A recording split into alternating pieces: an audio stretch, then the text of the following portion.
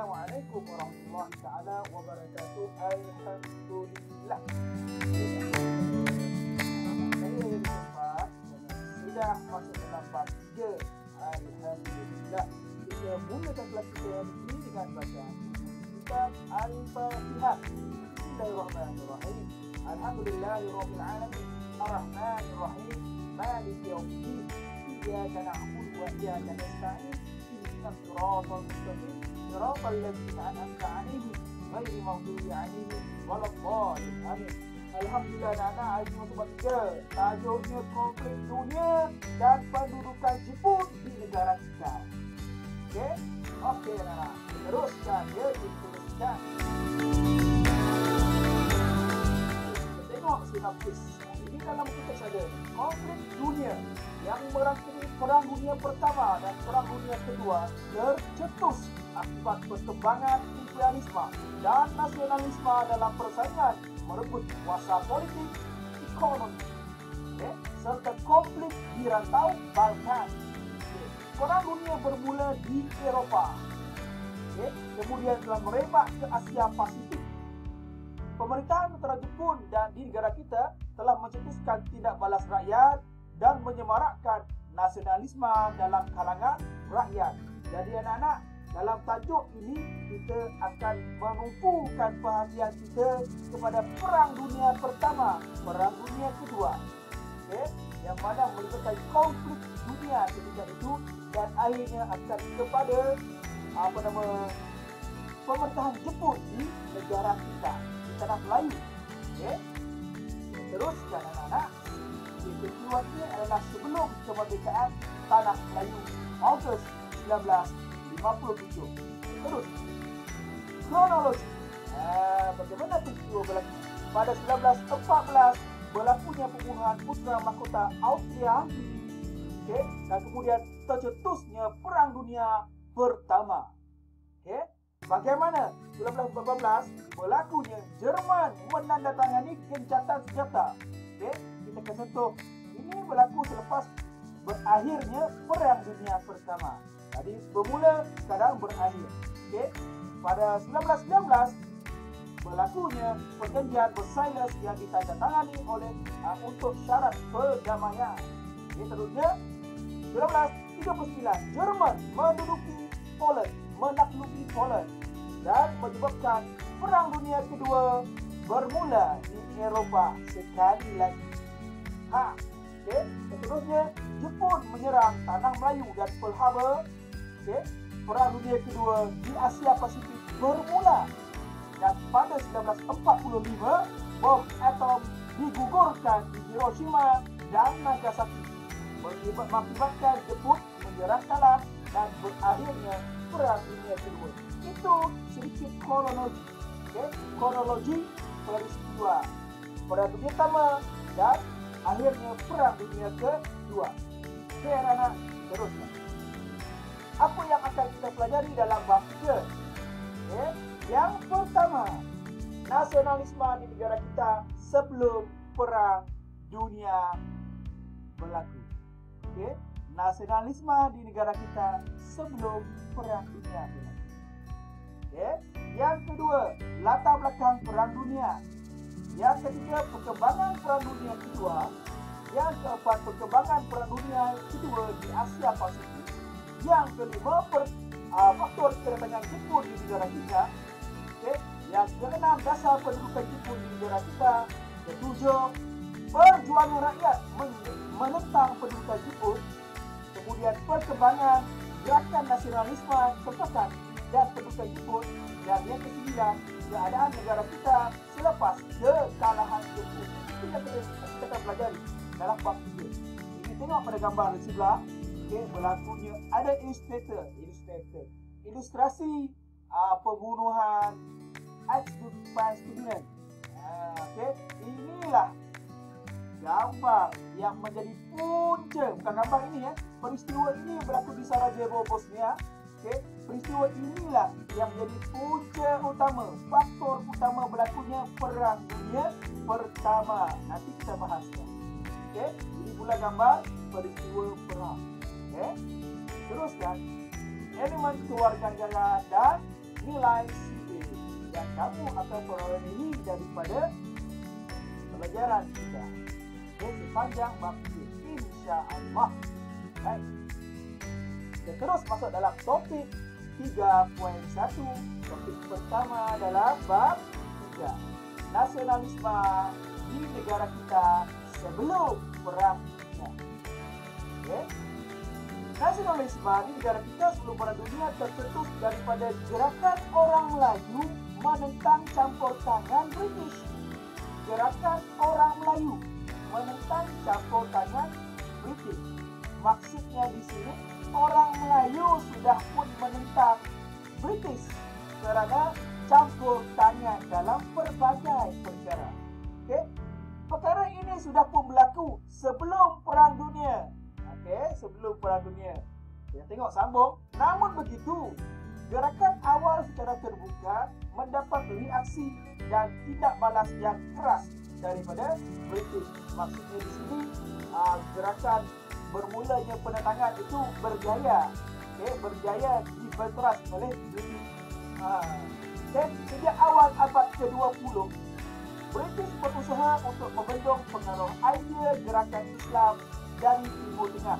Awal abad ke-20, okay, di Timur Tengah, Mesir contohnya, okay, Mesir, negara Mesir sudah berlaku gerakan yang membawa nama Islam untuk menentang British sudah berlaku. Okay. Jadi gerakan ini memberi ketakutan kepada British. Ketakutan. Okay.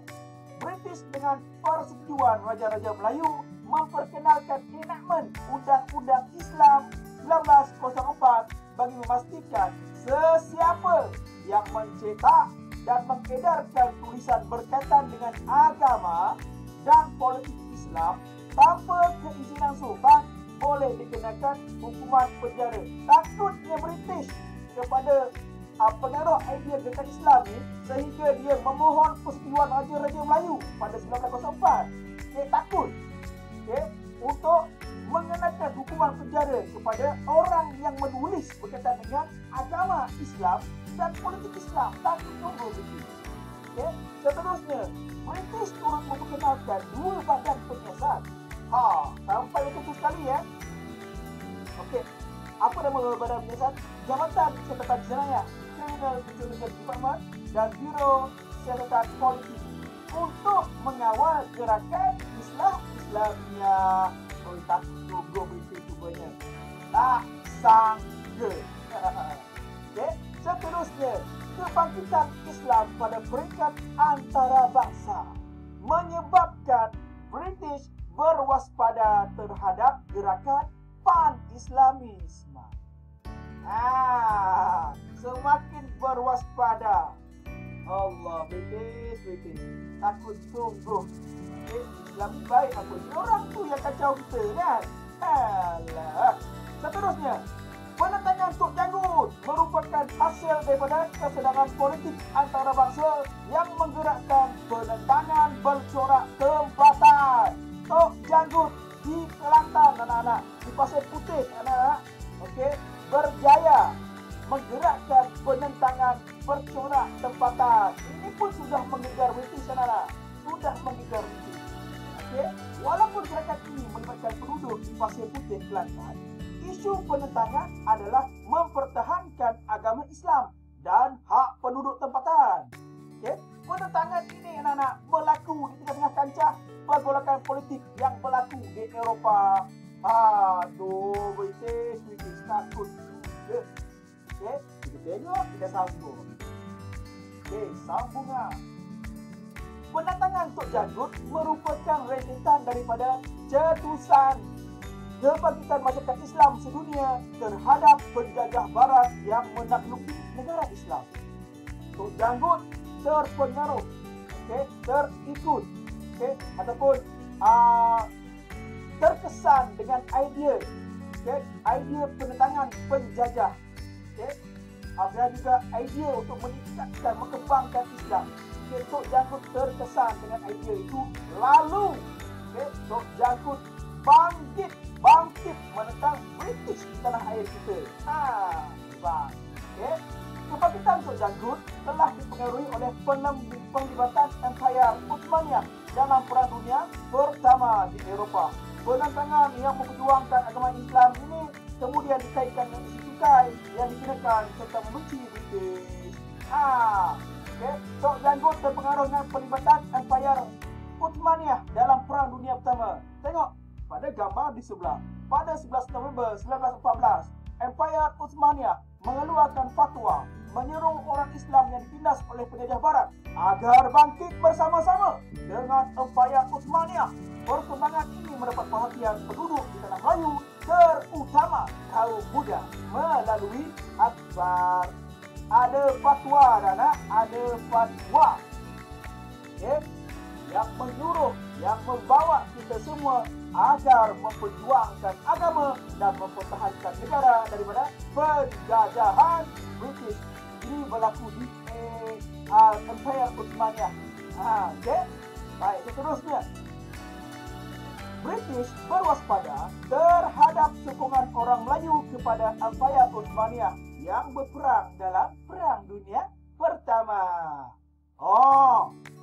British takut orang Melayu terus menyokong Empire Utsmaniyah.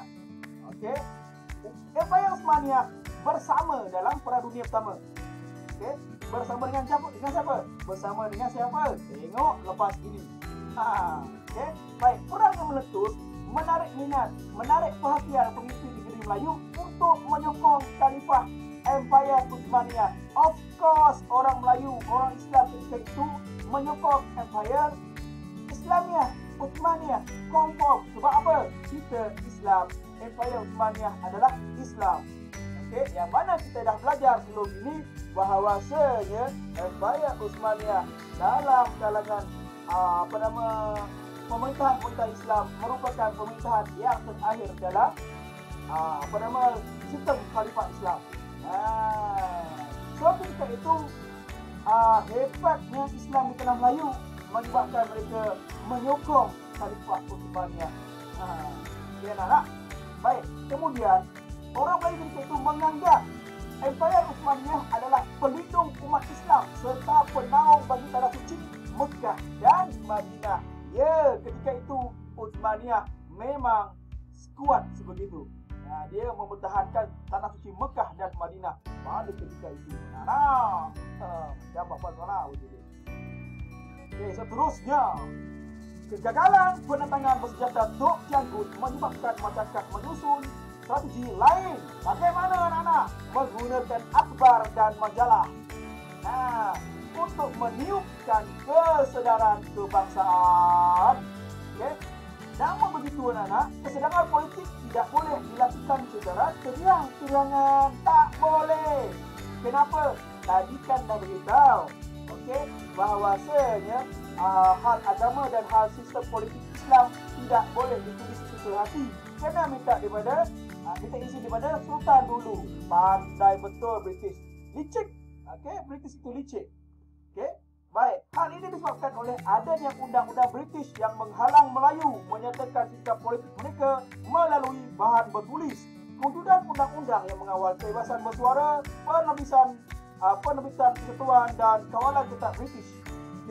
Ini semua sebabnya. Tengok di sebelah. Nanti dulu. Seterusnya, kesan daripada British ini tadi, undang-undang British ini tadi, kesannya menyebabkan kesedaran kebangsaan tidak meluas dalam akhbar Melayu sebelum Perang Dunia Kedua. Kesedaran menggunakan akhbar Melayu tidak kuat, anak-anak.